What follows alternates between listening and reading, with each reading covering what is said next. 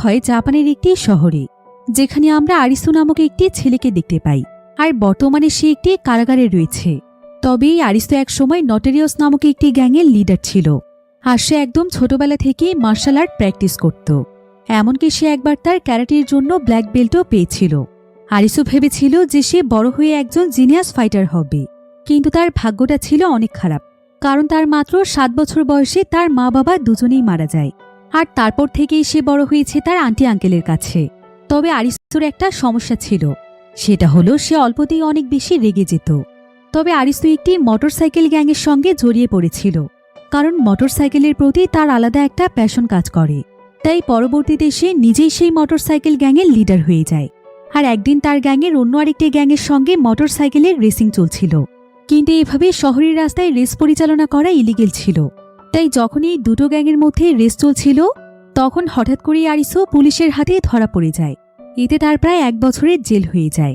এরপর দেখতে দেখতেই তার ছাড়া পাওয়ার দিন চলে আসে।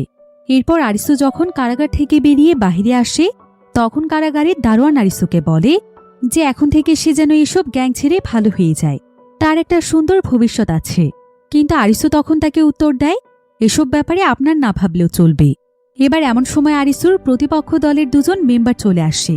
আর তারা আরিসুকে নিয়ে অনেক হাসাহাসি করতে শুরু করে এবং তাকে বারবার বলতে থাকে যে জেলের ভাত খেতে তার কেমন লেগেছে। আরিসু এতে তাদের উপর প্রচণ্ড রেগে যায়। আর সে সেখানেই তাদেরকে মারতে শুরু করে। যদিও কারাগারে দারোয়ান আরিসুকে বারবার থামানোর চেষ্টা করছিল, কিন্তু সে তার কোনো কথাই শুনছিল না। এতে করে আরিসু মারতে মারতে তাদের অবস্থা খারাপ করে দেয়, যার ফলে আরিসুর কারাদণ্ড আরও 1 বছর বাড়িয়ে দেয়া হয়।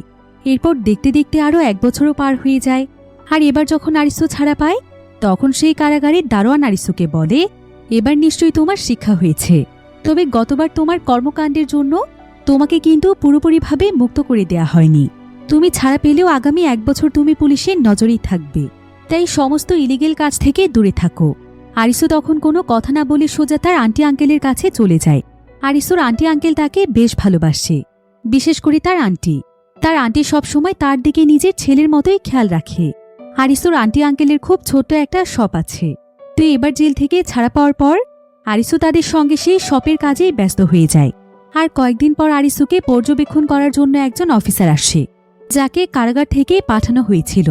তো সেই অফিসার এখানে আরিসুর আঙ্কেলকে বলে যে তারা যেন এবার আরিসুর দিকে বেশ ভালোভাবে নজর রাখে, তা না হলে আরিসু আবারও জেলে যেতে পারে। কিন্তু আরিসুর আন্টি এখানে আরিসুর পক্ষে কথা বলছিল। সে এখানে অফিসারকে বলে, আমরা আরিসুকে ভালোভাবে চিনি স্যার, ও এতটাও খারাপ নয়, নিশ্চয়ই ও এখন ভালোভাবে চলবে। তাছাড়াও আগেও খারাপ ছিল না, ওকে ফাঁসানো হয়েছিল। কিন্তু সেই অফিসার তখন তাকে বলে, একটা কথা সব সময় মনে রাখবেন, ক্রিমিনাল কখনো আর যাই হোক ভালো হতে পারে না। একদিন দেখবেন এই ক্রিমিনালই আপনাদের জন্য কাল হয়ে দাঁড়িয়েছে। এদিকে অফিসারের এই সমস্ত কথাই শুনতে পায় আরিসু। আরিসুর এতে তার উপর প্রচণ্ড রাগ হচ্ছিল। তার তো তাকে ইচ্ছে মতো মারতে ইচ্ছে করছিল, কিন্তু সে কোনো মতে নিজেকে কন্ট্রোল করে বাহিরে চলে আসে। সে সোজা একটি ইলেকট্রিক পোলের কাছে চলে যায়। আর সে পোলটিতে আঘাত করতে করতে সেখানে চিৎকার করতে থাকে। তবে ঠিক তখনই তার পেছনে চিহিরো নামক একটি মেয়ে চলে আসে। চিহিরোকে দেখে আরিসু একদম চুপ হয়ে যায়। আসলে আরিসু অনেকদিন ধরেই চিহিরোকে ভালোবাসে, কিন্তু সে কখনোই তাকে এটা মুখ ফুটে বলতে পারেনি। তো চিহিরো এখানে তাকে এভাবে রাস্তায় চিৎকার করতে নিষেধ করে চলে যায়। আরিসু এতে অনেক নার্ভাস হয়ে যায়, কারণ তার পছন্দের মানুষ আজকে তাকে রাগান্বিত অবস্থায় দেখে ফেলেছে। এবার আরিসু বাড়িতে ফেরার সময় হঠাৎ করে একটি মোটরসাইকেল দেখতে পায়, যেটা কিনা তার পছন্দের মোটরসাইকেল ছিল। তাই সে সেখানে বসে মোটরসাইকেলটিকে টাচ করে দেখছিল। কিন্তু ঠিক তখনই সেখানে সেই মোটরসাইকেলের মালিক চলে আসে, যার নাম হচ্ছে এবি। এবি এখানে এসে আরিসুর সঙ্গে খারাপ আচরণ শুরু করে দেয়।